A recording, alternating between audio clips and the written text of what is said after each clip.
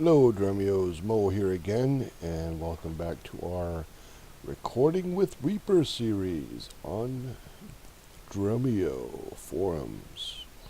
Alright, so I've revisited this Funky Walker, the same takes I did last night, and it looks like my first take was actually much better than the last three takes. So I spent some time playing around with that first take, and first thing I did was I want my toms to be separate from the snare and the kick and the hi-hats, because I don't want the same effects on the snare and the kick as I do the toms and the hi-hat and the overheads, etc., which don't need much. I don't think I have anything on the overheads anyway. So what I did was I experimented with putting these in folders for the first time. So I put a separate track here, and then threw all my tom tracks underneath this one master tom subfolder, I guess, or folder. It's a folder. So now I can control all the toms from just this one track. So instead of having an effect on each one of these toms, I can put the effects here, and it will control everything that's underneath this folder right here. And so far, let's start with the kick.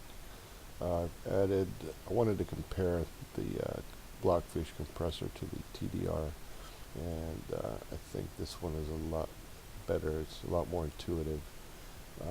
Well, where'd it go? There we go. You don't have a whole lot of options with Blockfish, but it's it's pretty adequate. I mean, it did the trick until I got exposed to TDR. So it's not a bad VST, but I like messing with all these other knobs too, so good to see what I'm doing here. And I like the little graph that shows you what you're doing as you play with the knobs. So there's that's what we got on the kick. I had a little EQ, just a generic rock bass EQ on the kick. I don't know why that keeps popping up. Let me get rid of this sucker. There we go. Okay, so there's the kick. On the snare, we've added the same thing, a little compression and some EQ. There's what the compression looks like on the bass. I'm sorry, on the snare. Wanted more attack on the snare, a little bit less release, thus the settings here. I haven't quite figured out what this little knob does, but I was tweaking it back and forth to see if I can tell a difference. And 3-to-1 ratio, which I guess is the nuts and bolts of compression right here. So I like playing with this little knob once I get my threshold adjusted and figure out how much attack and release I want.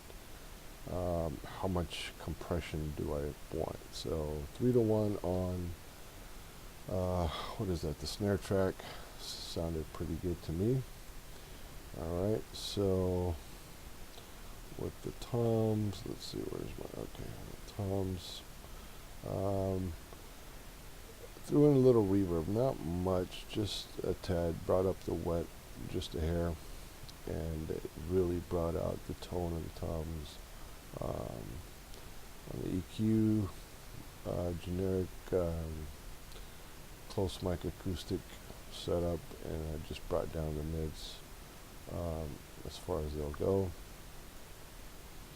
Same thing with the compressor here. So I want more attack, less release on my toms.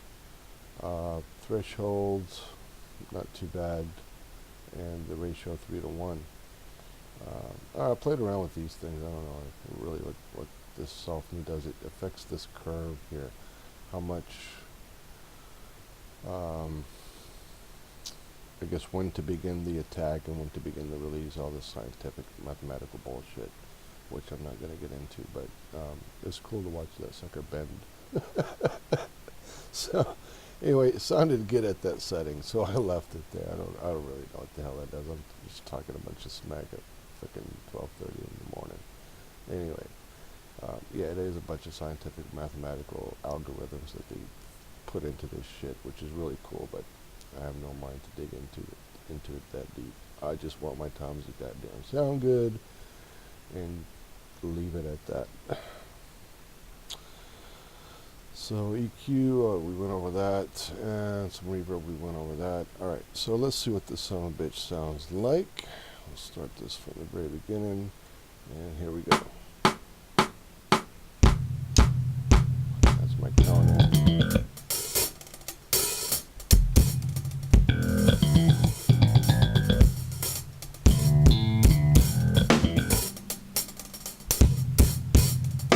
Oh shit, that's why it's way up there.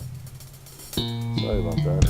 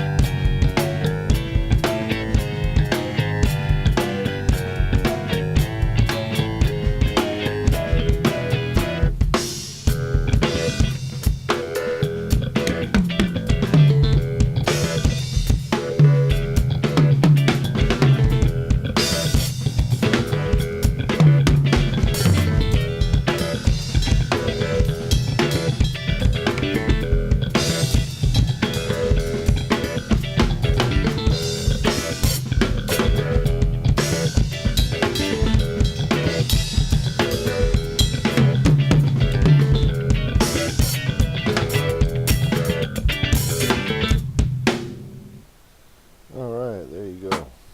Starts the second take. Yeah, I like how I kind of accidentally soloed over the bar line there, and because I wasn't really counting. But you know what? After I listened to it a few times, I'm like, shit, that sounds pretty damn cool, man. I might leave that son of a bitch in there. Anyway, I didn't get a chance to re-record this tonight, so I'll mess with it again tomorrow maybe. If I don't get a decent take, I'll go with this one here. But anyway, that's a little bit of a comparison. If you look at the video just before this, you'll see you can listen to the raw tracks. Here's what it sounded like, mixed a little bit, and with a little bit of compression and EQ, and not too bad. Not too bad. I'm learning. I'm getting the hang of it a little bit, but I still hear some clipping somewhere, or I think it's this time here, man. This one and maybe this one sounded okay. This one's my little nightmare tom. I don't know. I don't know what to do with that son of a bitch. Anyway, there you go. Funky Walker round 2 with Reaper. Let me know what you think, and cheers.